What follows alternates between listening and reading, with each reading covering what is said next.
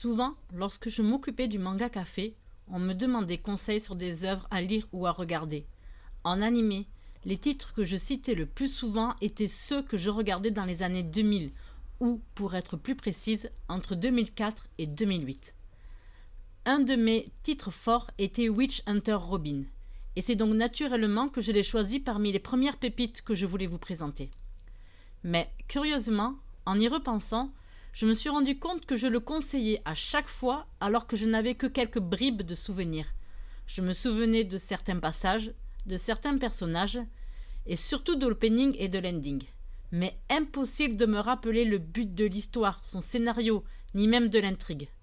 Je conseillais ce titre principalement car il m'avait fortement marqué en bien, mais je n'avais plus réellement d'arguments concrets pour le conseiller. Alors, j'ai revu la série dernièrement. Witch Hunter Robin est très facilement trouvable en DVD, que ce soit en neuf ou en occasion, mais vous l'avez aussi en disponible chez Crunchyroll.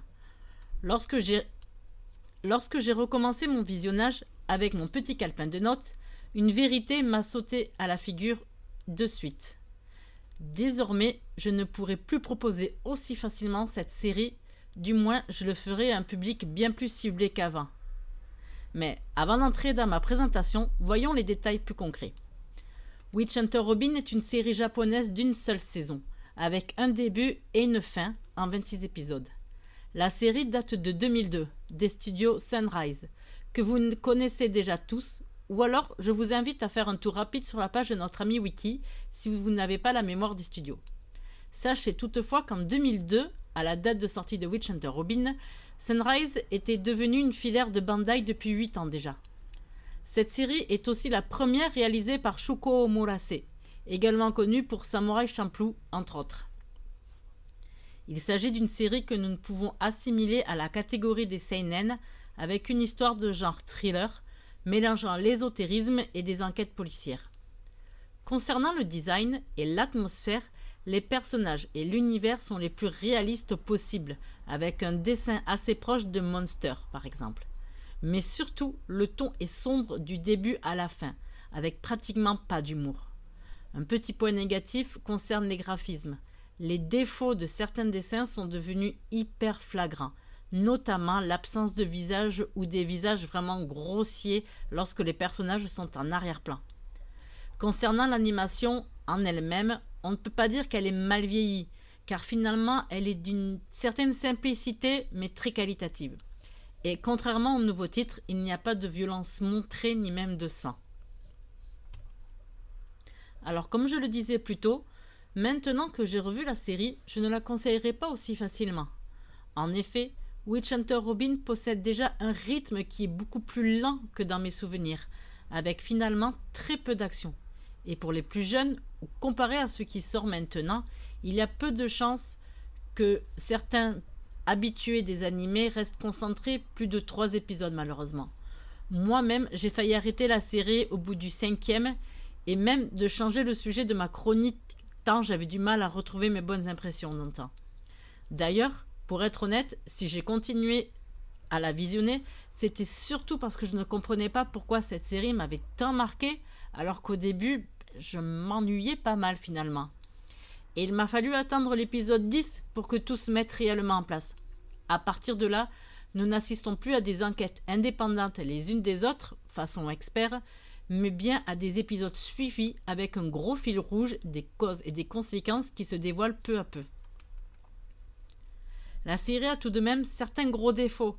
Par exemple, on nous impose des organisations mondiales et des termes de magie qui ne sont à aucun moment expliqués. On nous donne un nom, on nous dit ça s'utilise comme ça, et point en fait. On n'a rien qui nous permette de vraiment nous immerger dans le bain. Et il nous faut deviner certaines choses, et je sais que parfois, ce manque de contexte peut nuire à la compréhension de certains, parce que c'est vraiment nébuleux. Il y a aussi le rythme dans les épisodes, surtout les premiers, qui sont lents et qui sont clichés en fait. Mais passé les 10 premiers épisodes, qui sont laborieux, la suite nous apporte vraiment dans un autre monde. Et je pense que c'est justement cette dernière partie, qui fait quand même 16 épisodes finalement, qui laisse cette impression très forte à tous ceux qui l'ont vu dans les années 2000. J'ai d'ailleurs été assez surprise de ne rencontrer que bien peu de personnes l'ayant vue. Idem sur internet, pratiquement peu de monde en parle. Pourtant, la série mérite vraiment qu'on s'y attarde. Witch Hunter Robin pourrait être regardée par n'importe qui en plus, mais il faut tout de même une certaine maturité pour l'apprécier. Il faut surtout un goût pour les polars. De plus, je parlais de l'absence de scènes violentes. Néanmoins, le propos de la série est une chasse aux sorciers, avec des pouvoirs destructeurs et donc des meurtres.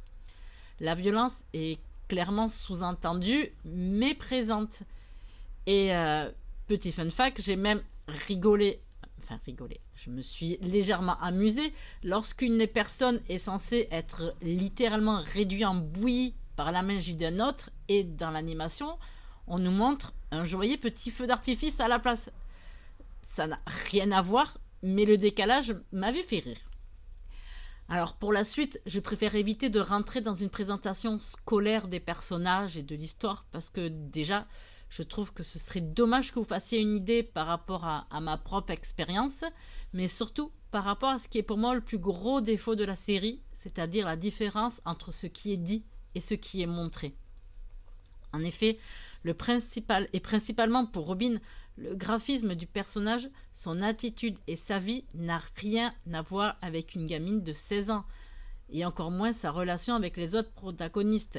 Il y a vraiment un décalage avec elle, même s'il existe aussi pour les autres personnages. Par exemple, c'est vraiment Robin qui est du coup la personnage principale, qu'on sait qu'il a un certain passé, notamment, alors on va pas dire de passé militaire parce qu'elle était dans un ordre religieux, mais ce n'est pas une gamine de 16 ans.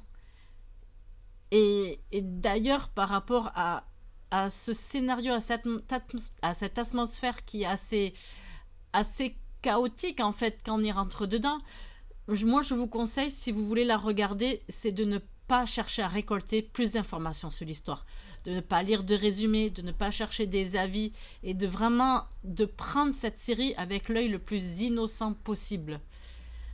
Et j'espère vraiment que vous le ferez, et si vous le faites, écrivez-moi un avis, et voilà, et dites-moi ce que vous en pensez. Merci beaucoup, au revoir.